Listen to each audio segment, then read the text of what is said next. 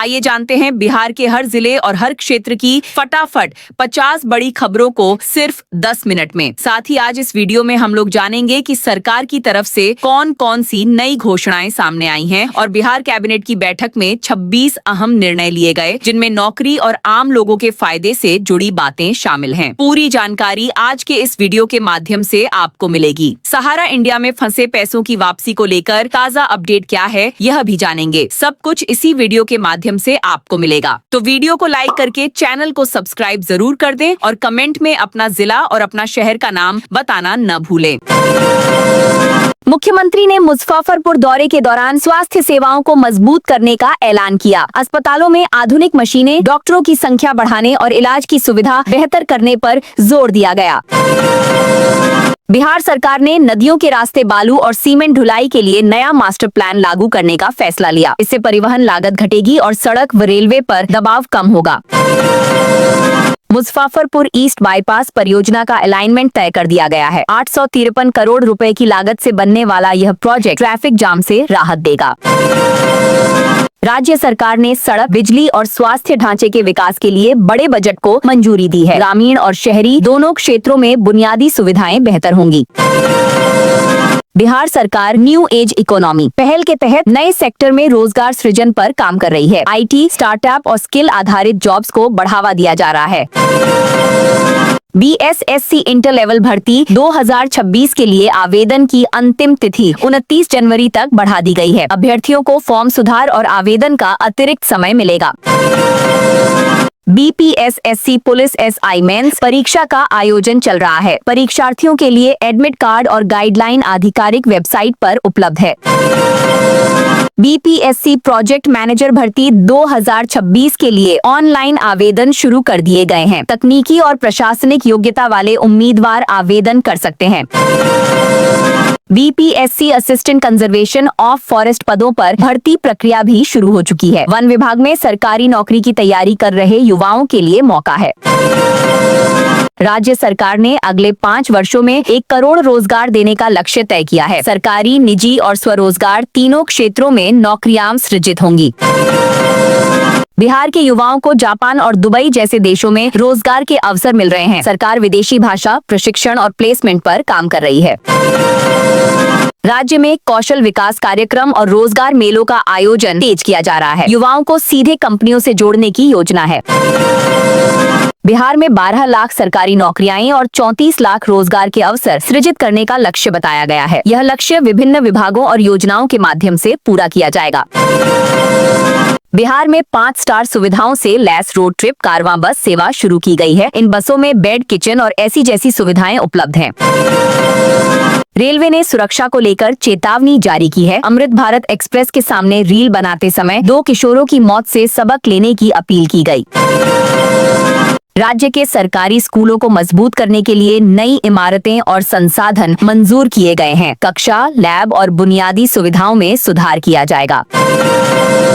BSSC और BPSC जैसी भर्ती परीक्षाओं को लेकर अभ्यर्थियों को जागरूक किया जा रहा है। फर्जी एजेंटों और अफवाहों से बचने की सलाह दी गई है।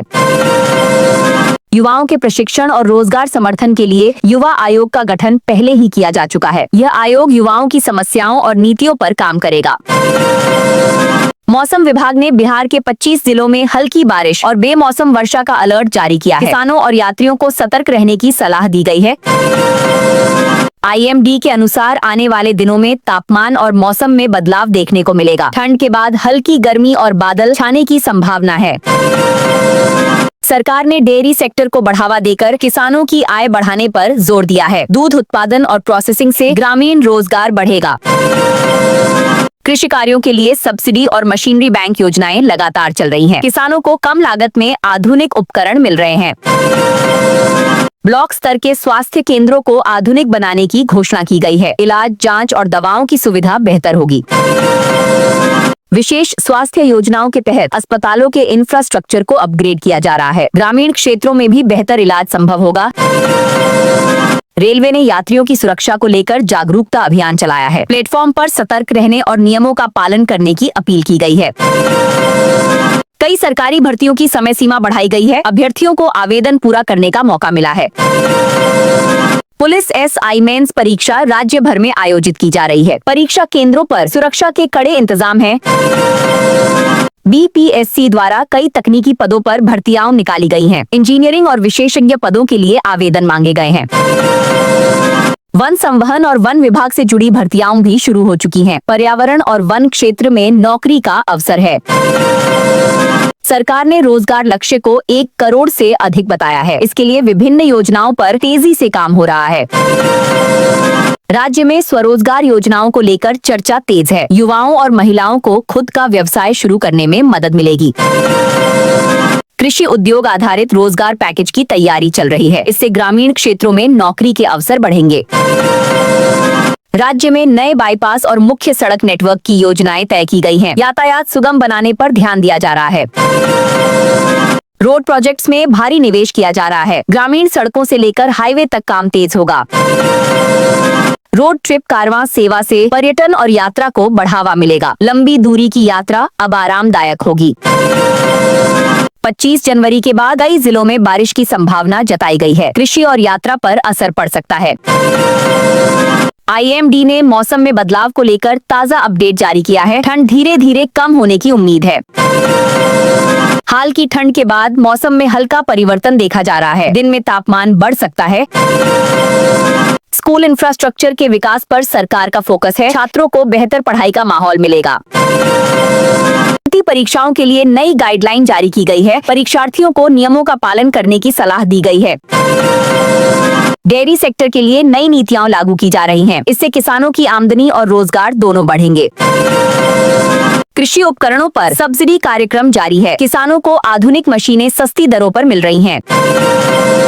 CHC को अपग्रेड करने के निर्देश दिए गए हैं। इलाज की गुणवत्ता और सुविधाएं बेहतर होंगी।